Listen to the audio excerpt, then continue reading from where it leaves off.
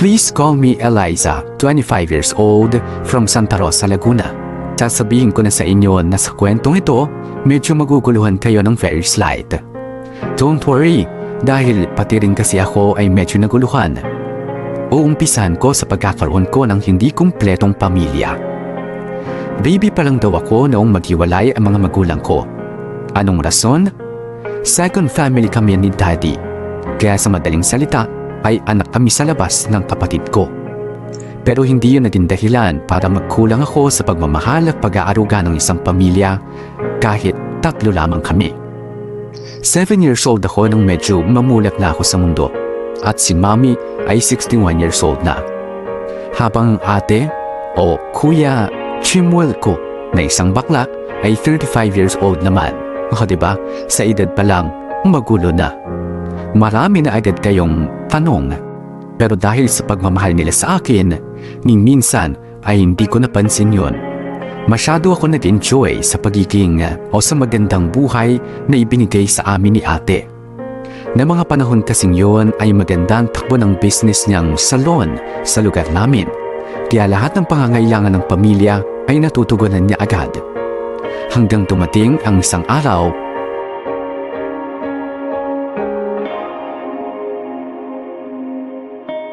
Hoy Mia, ang ganda naman ng relo mo. Sino bumili nan sa'yo? Mama mo? Hindi si Papa yung bumili nito no. Ang ganda no? Mahal kaya to. Talaga? Nandiyan na ang papa mo? Kailan siya dumating? Kahapon. Kaya nga marami kaming chocolate sa bahay eh.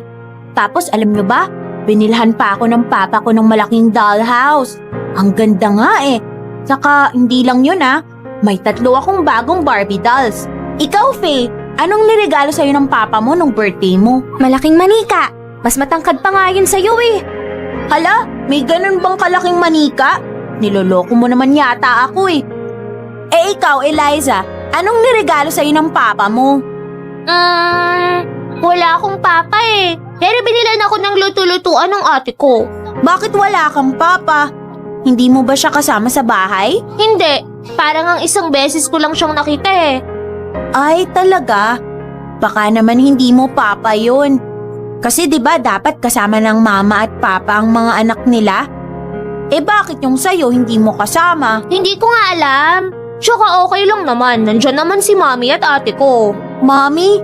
Eh di ba lola mo yun? Hindi mami ko yun. Eh bakit mukhang matanda na? Bakit ka ba tanong ng tanong kay Eliza? Siya ba tanong ng tanong sa'yo? Bakit? Parang nagtatanong lang ako eh. Uy, huwag kayong mag-away dito. Baka hindi mo mami yon, Eliza. Baka lola mo yon. Hindi, mami ko nga yun eh. Bakit ba mas marunong ka pa sa akin? Sige nga. Kung yun yung mami mo, nasan yung daddy mo? Hala, baka ampun ka lang. Ha? Ampon? Ano yun? Eh di ano pa, eh di hindi totoong anak. Ako? Hindi totoong anak? Uy, hindi Anak ako ng mami ko. Narinig ko kaya yung kwentuhan ni Yaya sa kasambahay nyo. Sabi ni Ate Ivy, hindi ka naman daw talaga totoong anak ng mamo eh. Hindi yan totoo! Kung hindi ka ampon, bakit ka nagagalit? Kasi ampon ka nga. Ay, ampon si Eliza. Ampon si Eliza. Wala siyang mommy at dad.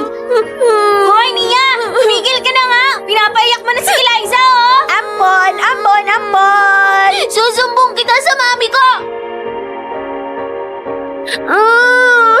Eliza! Bakit ka umiiyak? Mami! Si Mia po eh! Mia? Yung batang bagong lipat dyan? Bakit? Anong ginawa sa'yo? Oh, Mami, ano nangyari dyan? Bakit umiiyak yan? Ewan ko nga eh. Si Mia daw, yung bagong lipat dyan. Eliza, baby? Bakit ka umiiyak, baby? Tinukso po ako ni Mia eh! Sabi po niya ampun daw po ako! Wala raw po akong mami at daddy! Ano? Kanino naman niya narinig yan? Kay Ate Ivy daw po! Narinig po niya na nakikipagkwentuhan si Ate Ivy sa yaya niya! Lintik talagang Ivy to, kahit kailan napaka-chismosa. Alam mo, palayasin mo na nga yung babae na yun, Mami. Kakalbuhin ko yung pag-uwi niya dito. Naku talaga, sinasabi ko sa'yo. Ano ba? Kumalma ka nga dyan, Januel. Kakausapin ko na lang si Ivy mamaya. Oh, anak, tahan na ha. Huwag ka nang umiyak. Tignan mo yung mukha mo, oh. Namumula na. Tama na, ha? Mami, ampun po ba ako? Ay nako, Eliza. Huwag kang magpapaniwala sa batang yun. Chismosa rin yun eh. Mana sa yaya niya. Alam mo, lumayo ka na sa kanya, ha? Ayoko sumasama ka sa batang yun. O sige na, tama nang iyak. Tapos sabi po niya, kung mama ko raw po si Mami, bakit mukha na raw po siyang lola? Mami naman kasi. Magpaganda ka kaya. Tingnan mo nga, napapagkamala kang lola ng bata eh. Eliza, dapat kasi sinabi mo, mukha lang lola. Hindi kasi palayo si Mami, kaya mukha matanda na. Jimwell, manahimik ka nga dyan. Ay, totoo naman kasi, Mami eh. Siya, bukas na bukas din, dadalhin kita sa parlor. Magpapaganda tayo doon. Baka pati ako ay masabihang lolong bakla kapag hindi ako nagpaganda. Basta po hindi ako ampun Kahit anong mangyari, wag na wag kang makikinig sa sasabihin ng iba, ha? Kami lang ng ate mong papakinggan mo. Naiintindihan mo ba yun, Eliza? Opo. Oh, good girl. Sige na, ha? Maghilamos ka na dun sa banyo. Kakain na tayo ng merienda, ha? Opo, Mami. Doon ako nagsimulang magtanong sa totoong kwento ng buhay ko. Kung bakit ganun kalaki ang agwat namin ng ate at ng mami ko. Kung bakit hindi namin kasama si daddy. Kung bakit tinutokso akong ampon. Pero ang lahat ng yon ay hindi ko nahanap ang sagot. Kumbaga hinayaan na lang nila mami na lumipas sa mga tanong sa isipan ko. Dahil syempre bata pa ako at nawala rin silang lahat sa utak ko. Noon pa lang ay pinangarap ko na talaga na magkaroon ng isang kumpletong pamilya. Yung masaya.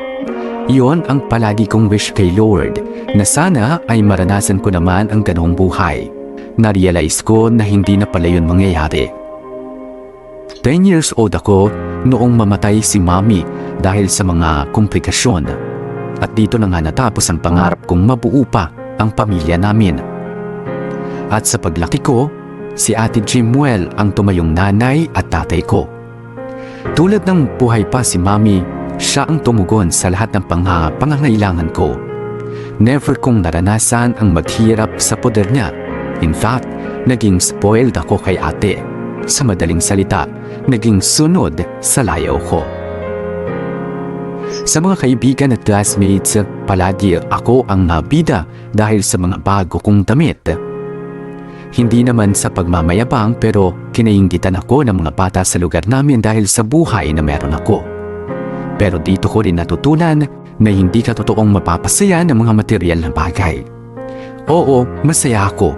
Kaya lang, habang tumatagal, ay nararamdaman kong may kulang pa sa buhay ko.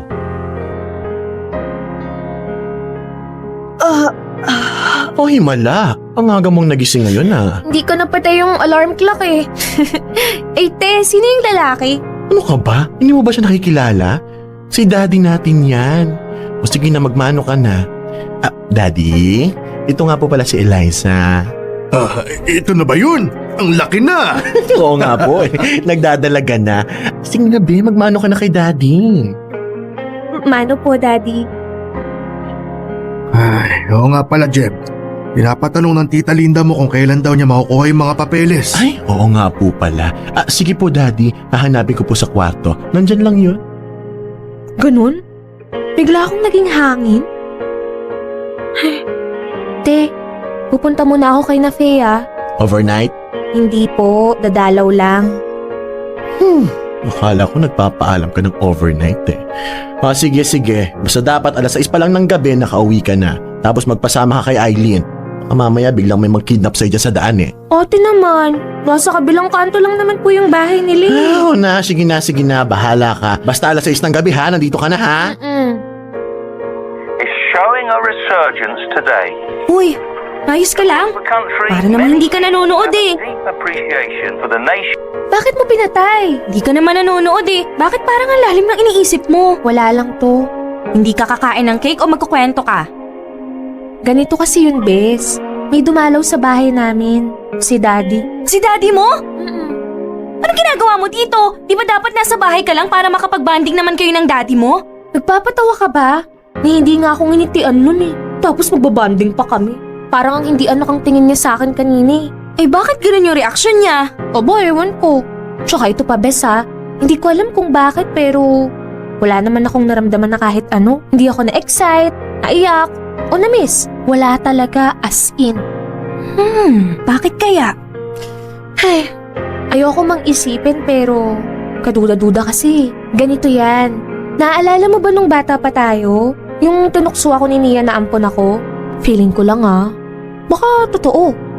Sira! Bakit ka naniniwala doon? Mga bata pa tayo noon. Oo nga, pero may point naman kasi siya dun sa sinabi niya eh. Oh, tingnan mo matanda na si Mommy nung 7 years old ako. Ilang taon pa lang ba ako ngayon? Teka. Hindi ko na-gets eh. Huwag ka mag-alala, nag-compute na ako. Nung namatay si Mommy, 10 years old ako noon. Tapos siya, 64 years old. So nag-minus ako. 64 minus 10 equals 54. Yun ang sagot, diba? Ibig sabihin, 54 years old siya nung pinanganak niya ako. Huh? Teka, may nanganganak pa ba noon? Meron, kaso medyo nagtataka pa rin ako kasi hindi naman ako kamukha ni Mommy. At saka si Mommy, maliit ang mata, tsaka matangos ang ilong niya, ganun din si ate. Oh, sige nga, tingnan mo ako. Ang laki kaya ng mata ko, tapos hindi naman matangos ilong ko, tapos pareho silang kulot. Ako lang yung hindi. Oo nga no. Pero parang magkamukha naman kayo ng ate mo. Kuhang-kuha mo kaya yung ngiti niya. Tsaka yung pagiging mataray niya. Isa pa yun sa iniisip ko. Marami yung nagsasabi na medyo kamukha ko raw si ate. Eh di ba dapat magulang ang kamukha? Hala, baka naman si Ate Jim yung tatay mo. Hindi kaya? Ewan ko sa'yo. Paano ko naman magiging tatay si ate? Kita mo namang mas babae pa yun sa babae.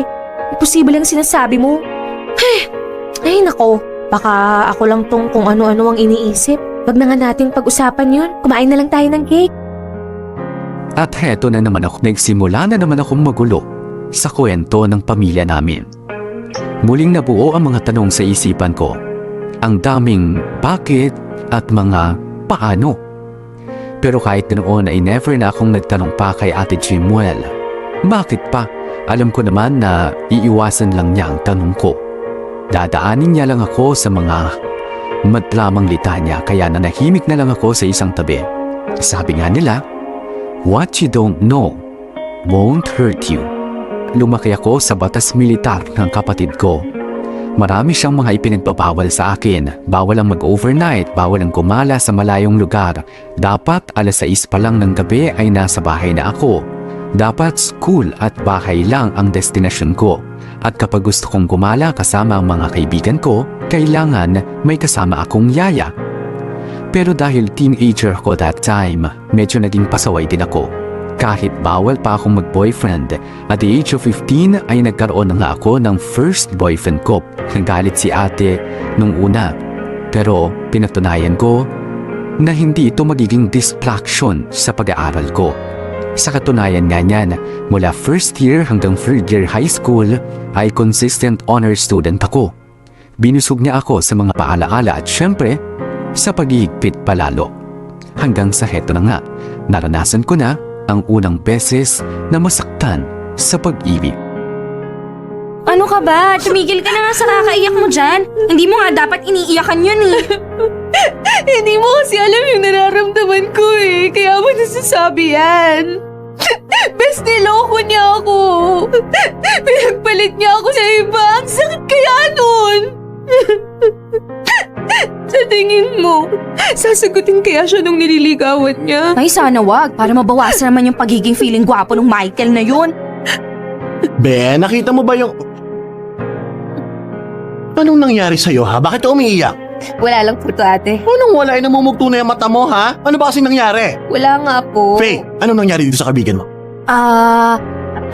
Ano po, nag-break na po kasi sila ni Michael. Mabuti naman kung gano'n. Ate! Oy, bakit? Tama naman ako ha. Hindi mo lang nare-realize pero hindi magandang impluwensya sa'yo ang lalaking yon. Ano ba ang dahilan kung bakit naghiwalay kayo ha? Nalaman po kasi ni Eliza na may pinopormahan po palang iba si Michael habang sila. Ano? Sa pangit niyang yun, nagawa pa niyang mga babae? Abay, tingnan mo nga naman ang panahon ngayon. Kung sino pa ang mga pangit, siya pa ang mga babaero. Ate, ano ba? Kita mo nang umiiyak ako dito tapos ganyan pa yung sinasabi mo. Oy, ano bang mali sa sinasabi ko, ha? Tsaka pwede ba, Eliza? Tigil-tigilan mo yung pag-iyak mo. Sobrang sayang yung mga luha mo. Naku, sinasabi ko sa'yo, hindi dapat iniiyakan ng mga ganong lalaki. Kapag nalaman niya na iniiyakan mo siya, mas lalong lalaki ang malaki niyang ulo. Ay, totoo po yan, ate. Baka sumabog na yun sa laki kapag umiyak pa siya. Nakakainis naman kayo eh.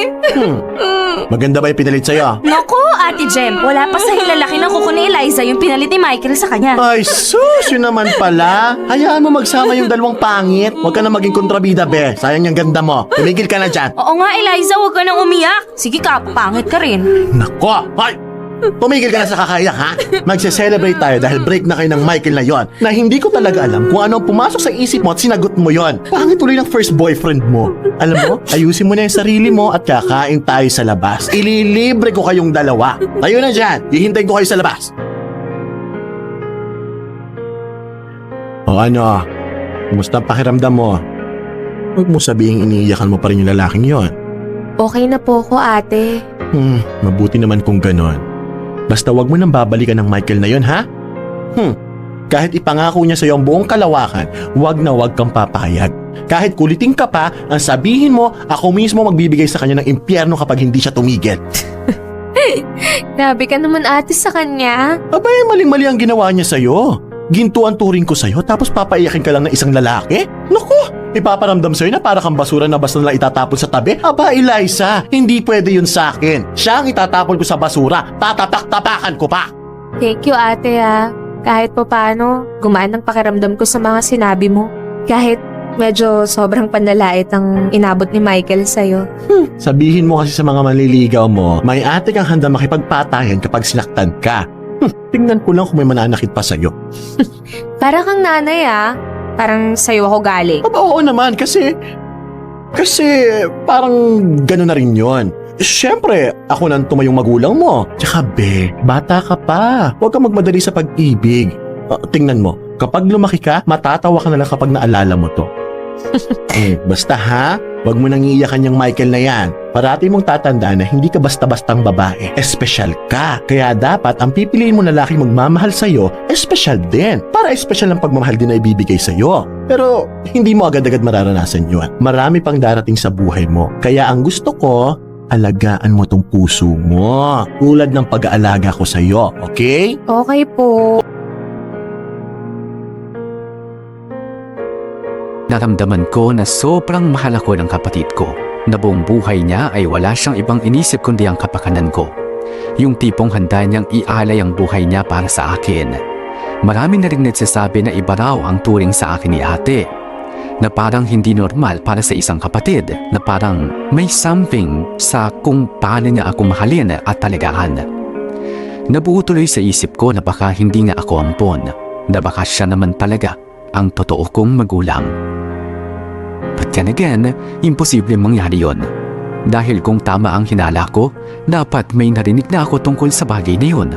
Kahit na pahapiyaw lang. Gulong-gulo na ang isipan ko, hindi ko alam kung ampon pa talaga ako o buong buhay ko na palang kasama ang totoo kong ama. Sa totoo lang, sa tuwing iisipin ko na si Ate Jimwell, ang tatay ko, medyo may ilang akong nararamdaman. Alam kong hindi niyo naman ako masisisi sa bagay na yun. But still, hindi ko ulit magawang magtanong at alamin ang totoo. Natatakot kasi ako na baka may magbago sa aming dalawa ng kapatid ko.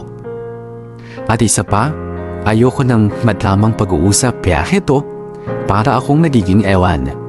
Maraming tanong, pero hindi naman gumagawa ng paraan para malaman ang kasagutan. Dahil sa lumaki ako sa isang madisiplinang pamamaraan ay nakaramdam ako ng pagkasakal. Yung pakiramdam na parang wala akong karapatang maging masaya, maging malaya. Ang dami ko kasing hindi nagagawa, na nagagawa naman ng mga kaibigan at ng iba kong mga kaklase. Palagi akong nagtatanong, bakit sila pwede sa ganito? Bakit ako hindi? Hindi naman ako pasaway para higpitan ng husto. Matatas naman ang mga grades ko, pero bakit parang pinaparusahan ako? At dahil dumating na ako sa puntong parang gusto kong kumawala, tulad ng ibang teenagers, ay naging pasaway na rin ako. Ay, salamat. Buti na lang mamayang gabi pa ang uwi ni ate. Ano sinabi mo? Ate! Ano? Gulat na gulat ka umuwi ako na maaga, no? Bakit ngayon ka lang umuwi? Sasagutin mo ako sa labas kita patutulugin ngayong gabi. Ano? Sa birthday party po ng kaklase ko, sa may resort po nag-celebrate. Hindi ka man lang nagpaalam sa akin na doon ka matutulog. Alam mo bang hindi mo pinatulog na maayos ang ate Eileen mo, ha? Tinawagan niya ako kaninang umaga. Sobrang nag-aalala dahil hindi ka raw umuwi kagabi. Akala niya may masama na nangyari sa'yo. Eh ate, kasi kapag nagpaalam po ako sa inyo, hindi niyo naman po ako papayagan. Kaya tumakas ka na lang. Kaya mas pinili mo sirain ang tiwala ko sa'yo, ha? Yan ang nga ba sinasabi ko eh. Sa kakasama mo dyan sa barkada mo, nagiging matigas na rin ang ulo mo. Alam mo naman yung rule ko, di ba? Bawal kang mag-overnight. Dami-dami nangyayaring hindi maganda sa overnight na yan. Wala naman pong nangyari. At sinasagot mo pa ako, ha? Sa isang buong buwan, wala kang ibang pupuntahan kundi school at bahay lang. Hindi ka pwedeng gumala kasama mga kaibigan mo kahit weekend pa yan. Pero ate Wala naman. nang pero. Grounded ka dahil dyan sa katigasan ng ulo mo. Pumasok ka na sa kwarto mo bago pa kita mabato ng kung ano. Ikaw naman kasi.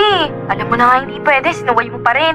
Sinabi ko na sa'yo na huwag ka nang sumama sa overnight na yan dahil papagalitan ka ng ate mo. Eh gusto ko nga kasing sumama. Tsaka gusto kong maranasan yung mag-overnight kasamang mga kaibigan. Ang dami-dami na nga niyang pinagbabawal sa akin. Tapos kahit itong simpleng overnight ayaw pa niya. Oh, eh bakit si Gail naman pinapayagan ng mga magulang niya? At bakit ako hindi? Bakit? Magulang mo ba yung magulang ni Gail? Eh, nasasakal na ako, Faye. Nasasakal na ako sa kanya. Parang wala akong kalayaan eh. Hindi ko magawa yung gusto ko. 18 years old na ako pero parang ang tingin niya sa akin 10 years old pa rin. Ang higpit-higpit talaga ni ate. Wala kang magagawa kundi suot. So ano yun? Buong buhay na lang akong susunod, ganon? Eh paano naman yung mga gusto ko? Ano to? Tatanda na lang ako na hindi man lang na-enjoy ang buhay ko? Kasi wala akong ibang ginawa kundi sundin siya? Ay nako, Eliza, huminahon ka nga. Eh nakakainis na kasi. Sumusobra na siya. Kung umasta parang siya ang magulang ko. Eh bakit? Kapatid ko lang naman siya. Hindi naman siya ang nagluwal sa akin para kontrolin niya ako. Ano sinabi mo? Ate mo ba yun? Dali, gusto kong ulitin mo ang sinabi mo. Hindi ko kasi masyadong narinig eh. Hindi malinaw sa akin. Nung kausap mo yung kaibigan mo kung ano-ano sinasabi mo tungkol sa akin. Pero ngayon, heto na, nasa harapan mo na ako, hindi ka makapagsalita. Ulitin mo sinabi mo! Aray, ate! Aray, nasasaktan po ako! Nasasaktan ka, ha? Pues masasaktan ako sa lahat ng narinig ko sa'yo! Anong karapatan mo para pagsalitaan ako ng gano'n, ha? Wala po. Nagsisikap ako sa buhay para mabigyan kita ng magandang kinabukasan. Hindi mo alam kung gaano kahirap ang maging nanay at tatay mo. Sakit mo magsalita. Parang hindi ako ang dahilan kung bakit nasa maganda ka bahay.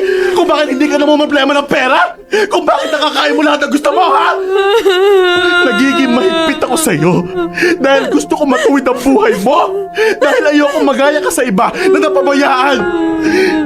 Ang dami ko sinakripisyo sa'yo. Tapos yun lang yung maririnig ko, ha? Pues, kung gusto mong maging malaya, magawa lahat ng gusto mo. Sige, bahala ka! Aminado naman ako na napasobra ako sa mga sinabi ko kay ate. Alam ko na nasaktan ko siya at mas talong alam ko na naging makitid ang utak ko para hindi maintindihan na lahat ng paghihigpit at pagpoprotekta niya ay para rin naman sa kapakanan ko. Nagkaayos din kaming magkapatid eventually, nung tipong bigla na lang nagpansinan. Walang sorry-sorry at heart-to-heart talk na nangyari. Bumalik lang kami sa dati at syempre sumunod na lang ako sa kahit na anong sinasabi sa akin ni ate. Nakagraduate at nakahanap na ako ng trabaho ay hindi ko pa rin kinakausap si ate tungkol sa mga tanong sa isipan ko. Feeling ko nga tatanda na lang ako, lahat-lahat ay parehas pa ring tikom ang bibig naming dalawa. Siguro parehas kaming takot na baka may magbago o di kaya ay magkaroon ng ilangan sa pagitan naming dalawa. Pero mukhang panahon na ang mismong kumikilos para sa aming dalawa ni Ate Jimwell. Salamat, nakauwi rin. Buti na lang half day ako ngayon sa trabaho. Mahaba-haba ng pahinga. Eh? Ang tahimik ng bahay ah. Nasaan kaya sina ate? Te! Ate! Nasaan yung mga yun? Te Eileen! Ate! Bakit walang tao? Ayoko. Basta hindi ko gagawin yan. Luka-luka ka talagang bakla ka. Ah, nasa kwarto siguro yun. Nandyan din siguro si Nina. Ate? Aba naman. Maawa ka nga doon sa bata. Anong maawa? Bakit? Kinakawawa ko ba siya? Hindi naman ha. Ang ibig ko sabihin, may karapatan din si Eliza na malaman. Ano mo na yun? Tsaka, malaki na yun. Marunong na makaintindi. Anong pinag-uusapan nila ni Nina? Alam ko naman yun eh. Pero kasi, maayos naman eh. Bakit ko palalagyan ng pampagulo? Hoy nito, hindi naman magugulo Ay eh. nako, magugulo yun. Maniwala ka rin sa akin, bakla. Eh, ikaw lang naman kasi ang nagsasabi. Isa pa, may karapatan din si Eliza na malaman yon. Ang sakim, no? Excuse me, hindi ako sakim. Dahil kung sakim ako, hindi magiging ganito ang buhay niyan. Eliza, Oh, nandito na palang inaanak ko eh. Good afternoon po, Ninang. kanina ka pa ba dyan? Medyo. Kadarating ko lang po halos. Bakit ang aga mo umuwi? Half day lang po kami ngayon. Teka lang. Ano yung pinag-uusapan yung dalawa ni Ninang? Ha? Wala yon. Anong wala? Narinig ko yung pangalan ko.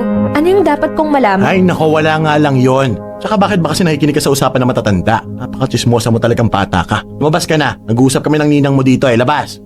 Parang nagtatanong lang eh. Ano nga kasi yun? Wala nga yun. Lumabas ka na. Bilis na. Itong si ate. Masyado nang nagpapahalata eh. Hoy, ikaw babae. Tingnan mo nga yung kahon nasa harapan mo kung anong mga laman ng mga yan. Pwedeng itapon at nababawasan ng mga abubo dito sa kwarto ko. Puro mga photo albums lang naman to ate. Sige. Ilabas mo na lahat yan tapos punasan mo. Opo. Puro mga lumang pictures to ah. Uy, si Mommy oh. Ba, ang ganda pala ni Mommy nung kabataan niya. Yung posing pang Miss Universe.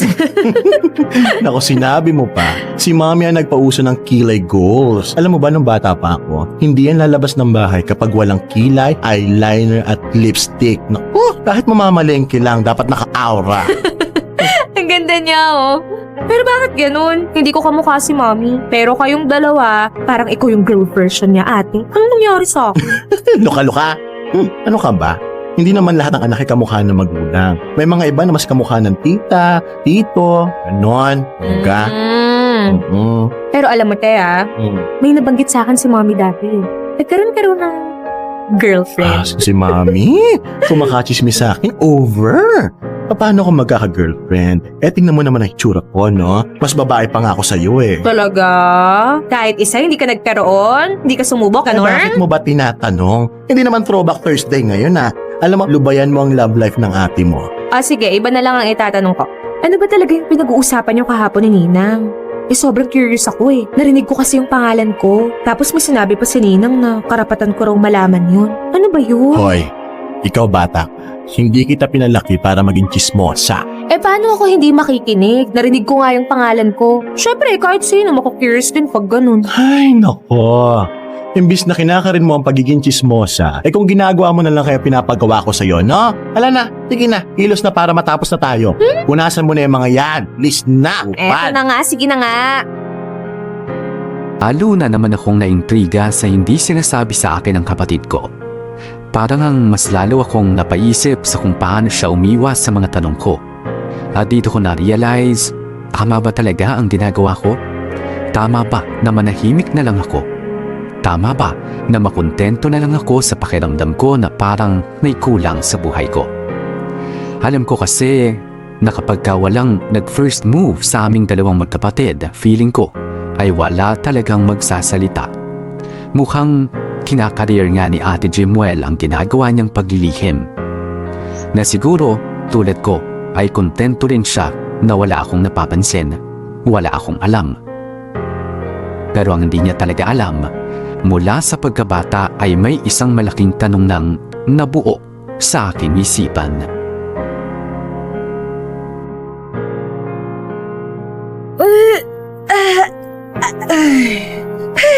Ang sarap talagang magbakasyon. Puro stress kasi sa office eh. Oo nga pala. Nakita ko ulit yung kalaro mo dati, si Mia. Pumunta nga sa bahay at hinahanap ka. Ang sabi ko, nasa trabaho ka. Ayun, kamusta ko raw siya sa'yo. Nangangamusta siya nung mga bata kami, kung makapangbuli yun, sobra. Oo, naalala ko nga. Maldita rin yung batang yan eh. Mana sa nanay niya. Kaya hindi ko masyadong kinakaibigan ng mga magulang nun eh. Inaaway ka kasi nila. True. Sanay naman na ako sa mga tukso-tukso na yan eh. Hindi na ako nagpapa-apekto, no? Pero ang hindi ko talaga makalimutan, yung tinukso niya ako na ampon daw ako. Chismosa rin kasi si Ivy eh. Pero curious lang bakit nasabi ni Ate Ivy yun sa yaya ni Mia? Imposible namang gawa-gawa niyo lang yun. Di ba dapat may pagbabasehan siya nun? Ano ka ba? Sadyang chismosa lang talaga yung babaeng yun. Lahat na nangyayari sa bahay, chinichismis siya sa ibang kasambay sa lugar natin. O baka tulad niyo ni Ninang, baka narinig din niya yung pinag-usapan niyo ni Mommy noon. Tapos syempre, dahil matabilang dila ni Ate Ivy, sinabi sa yaya ni Mia.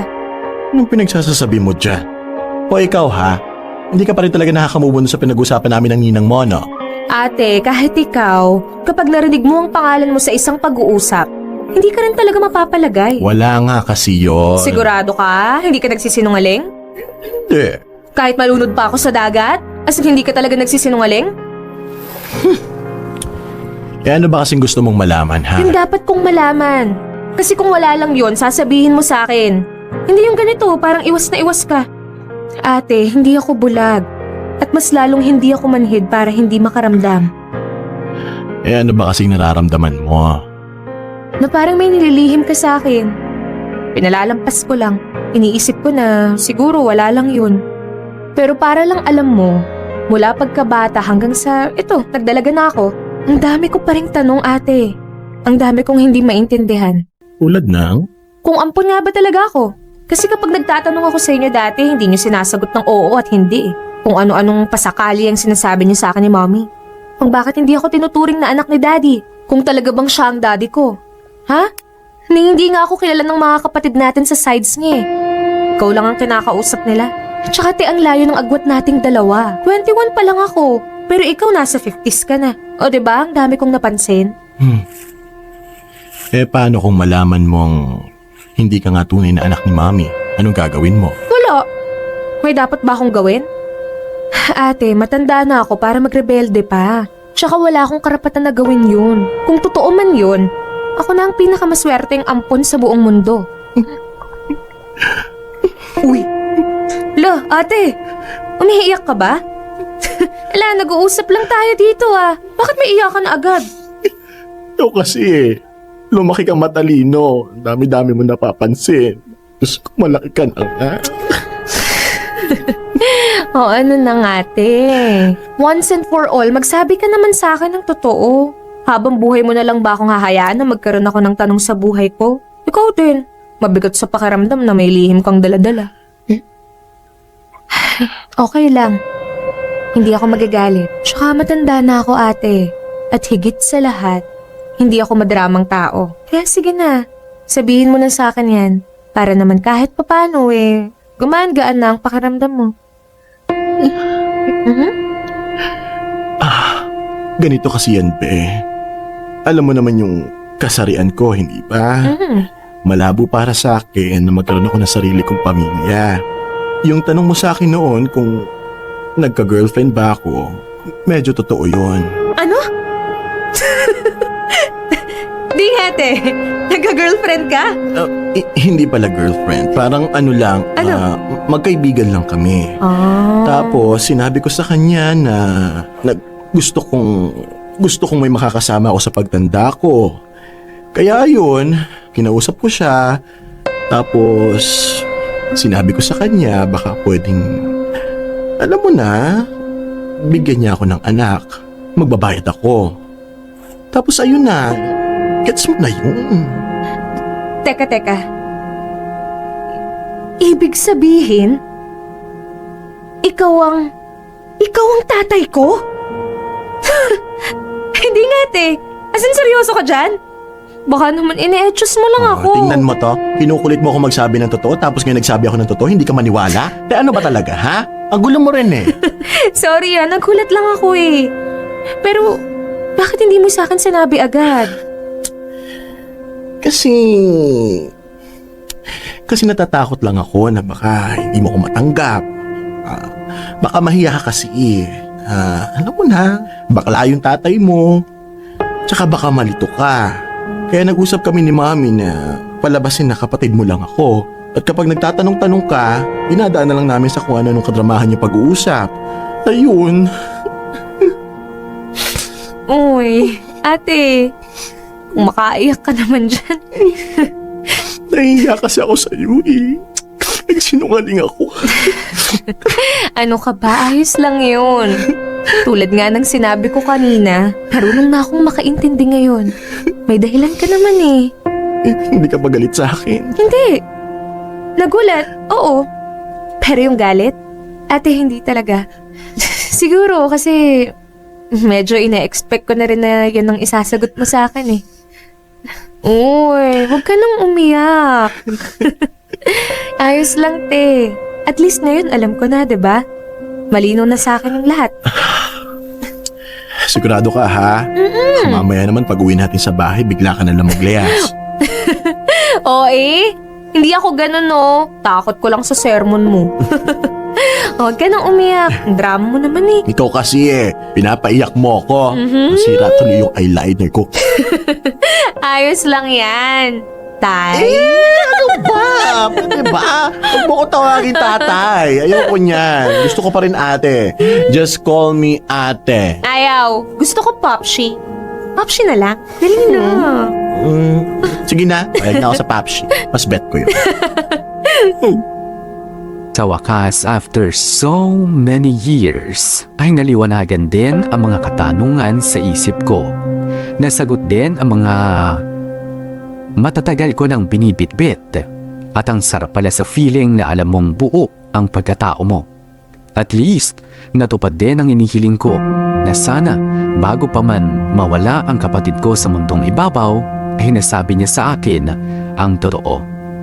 Ganun pala yun, normal lang pala ang magkaroon ng pagkailang sa mga unang linggo. Kasi syempre, all my life, kapatid ang tingin ko kay Kuya Chimuel. Tapos yun pala, tatay ko pala ang kinikilala kong kapatid. Pero ayos lang kasi kahit papaano ay nakumpleto ang pamilya ko. 3-in-1 si ate. Nanay, tatay, at kapatid ko pa. Happy family pa rin kami kahit na dalawa na lang kami dito sa mundo. Sana ay maraming natutunan ang mga listeners sa kwento ng buhay ko. At ang message ko lang sa mga kabataan ngayon, treasure your family. Especially your parents. Mahalin niyo sila dahil ako na mismo nagsasabi sa inyo, mahirap ang hindi kompleto ang pamilya.